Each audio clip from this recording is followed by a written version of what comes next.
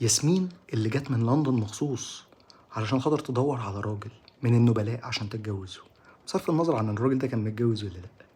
وبسبب جمالها وسحرها وإنها قد إيه جميلة، والفيزيكس بتاعتها كمان كانت مؤهلة لده، إن كل الرجال تقع في حبها.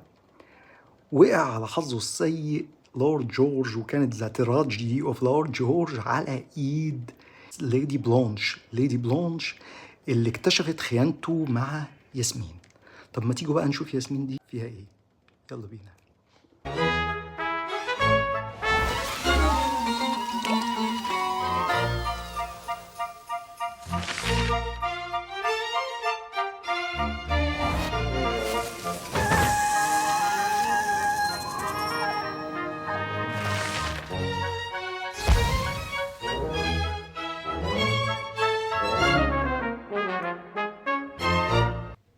يلا بينا نتفرج على العلبة بتاعت ياسمين من مجموعة البورتريه بتاعت بن هاليجان. بيبقى مكتوب عليهم القصة على الظهر بتاع العلبة بتاعت الشخصية اللي موجودة فيها.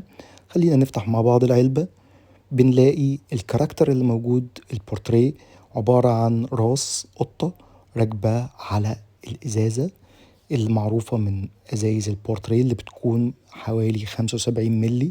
ده الحجم بتاعها، طبعا ميد ان انجلاند. لون الجوس نبيتي غامق.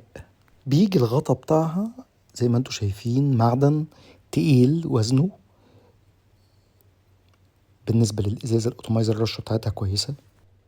أما بالنسبة لمكونات العطر فبيجي الافتتاحية بتاعتها من الهيل، وبعدها بشوية يبقى بعد 10 دقايق القهوة مع الياسمين وبيكونوا واضحين. وفي الآخر البيز نوت بتاع البرفيوم نفسه مكون من الفانيليا والعود والبخور، بيكونوا واضحين ومشمومين بشكل قوي لمدة 24 ساعة.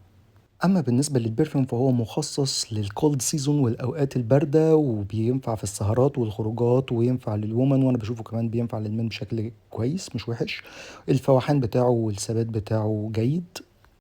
اما بالنسبه للكرييشن بتاع البرفيوم كان سنه 2017 من البرفيومر ماري سلاماجني، اللي هي كانت اشتغلت في سان لوران وجورجو ارماني وجيرلان وبس. وده كل اللي انا عايز اقوله عن ياسمين من بن هاليجان. شكرا ليكم.